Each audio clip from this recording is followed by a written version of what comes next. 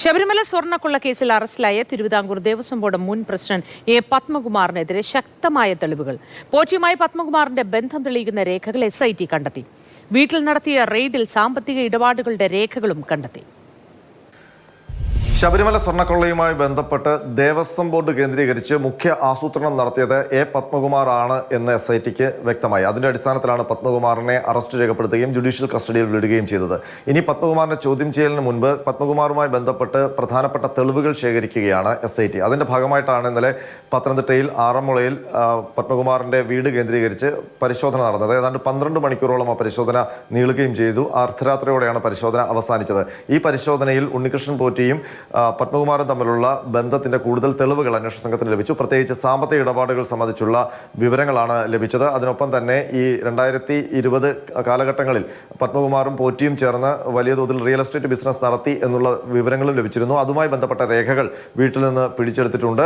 അതിനൊപ്പം തന്നെ പത്മകുമാറിന് ലഭിച്ച സാമ്പത്തിക നേട്ടങ്ങളുടെ തോത് കൂടുതലാണ്. അതായത് സ്വർണ്ണക്കൊള്ളയുമായി ബന്ധപ്പെട്ട് ആണ് എന്ന് സംശയിക്കാവുന്ന രീതിയിലുള്ള വലിയ സാമ്പത്തിക നേട്ടം പത്മകുമാറിനുണ്ടായി എന്ന് വ്യക്തമാക്കുന്ന രേഖകൾ കൂടി ലഭിച്ചിട്ടുണ്ട്.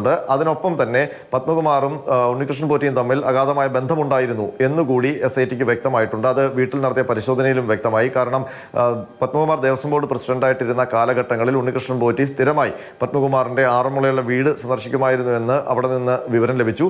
അതിനൊപ്പം തന്നെ പലപ്പോഴും പത്മകുമാറിന്റെ വീട്ടിൽ ഉണ്ണികൃഷ്ണൻ പോറ്റി തങ്ങിയതായിട്ടും അവിടെ നിന്ന് വീട്ടിൽ നിന്ന് വിവരം ലഭിച്ചിട്ടുണ്ട്. അപ്പോൾ ആ കാലഘട്ടങ്ങളിൽ ഈ സ്വർണ്ണക്കൊള്ളയുമായി ബന്ധപ്പെട്ട ഗൂഢാലോചന വീട് കേന്ദ്രീകരിച്ച് നടന്നിട്ടുണ്ടാകാം എന്നുള്ള ഒരു അനുമാനത്തിലാണ് SIT. ഇനിയിപ്പോൾ പത്മകുമാറിനെ ചോദ്യം ചെയ്യുമ്പോൾ അതുമായി ബന്ധപ്പെട്ട കാര്യങ്ങൾ കൂടുതൽ വ്യക്തത വരും. ഇതുകൂടാതെ ദേവസ്വം ബോർഡ് മെമ്പർമാർ 2019 ദേവസ്വം ബോർഡ് മെമ്പർമാരുടെ മൊഴി നേരത്തെ SITക്ക് ലഭിച്ചിരുന്നു. അന്ന് അവർ മൊഴി നൽകിയപ്പോൾ പറഞ്ഞിരുന്നത് പത്മകുമാറാണ് എല്ലാം ചെയ്തത്. ഈ പ്രധാനമായും സ്വർണം പൊതിഞ്ഞ ചെമ്പുപാളി എന്നുള്ളത് തിരുത്തി വെറും ചെമ്പുപാളിയാക്കി മിനിറ്റ്സിൽ സ്വന്തം കൈപ്പടയിൽ രേഖപ്പെടുത്തിയ കാര്യമൊന്നും ഞങ്ങൾ അറിഞ്ഞിട്ടില്ല എന്നാണ് ബോർഡ് അംഗങ്ങൾ നേരത്തെ മൊഴി കൊടുത്തിരുന്നത്. ഇതാണ് പത്മകുമാറിന്റെ അറസ്റ്റിന് പ്രധാനപ്പെട്ട തെളിവായി മാറിയത്. പക്ഷേ പത്മകുമാർ ഇനി ബോർഡ് അംഗങ്ങൾക്കും പങ്കുണ്ട് എന്ന് പറയുകയാണെങ്കിൽ സ്വാഭാവികമായിട്ടും ശങ്കരദാസിന്റെയും വിജയകുമാറിന്റെയും അറസ്റ്റ് കൂടി രേഖപ്പെടുത്തേണ്ടി വരും. അവർ ഈ 2019 ബോർഡാണ് ഈ കേസിൽ പ്രതിയായിരിക്കുന്നത്. അതിൽ പ്രസിഡന്റാണ് ഇപ്പോൾ അറസ്റ്റിലായിരിക്കുന്നത്. ബോർഡ് അംഗങ്ങളുടെ പങ്ക് കൂടി ഇപ്പോൾ SIT പരിശോധിക്കുകയാണ്. ആ പങ്ക് തെളിഞ്ഞു കഴിഞ്ഞാൽ ബോർഡ് അംഗങ്ങളായ രണ്ടുപേരുടെയും അറസ്റ്റ് കൂടി രേഖപ്പെടുത്തേണ്ടി വരും.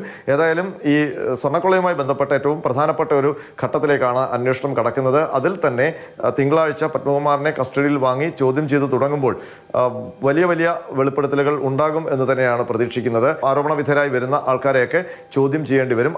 അതിൽ ഉന്നതരും ഉണ്ടാകും എന്ന് തന്നെയാണ് SIT പ്രതീക്ഷിക്കുന്നത്. അപ്പോൾ അങ്ങനെ വരികയാണെങ്കിൽ പ്രധാനമായും ശബരിമലയിൽ നിന്ന് മോഷ്ടിച്ചു കൊണ്ടുപോയ ഉരുപ്പടികൾ, സ്വർണ്ണ ഉരുപ്പടികൾ എന്ത് ചെയ്തു എന്നുള്ള ചോദ്യങ്ങൾക്കും ഉത്തരം തേടേണ്ടി വരും.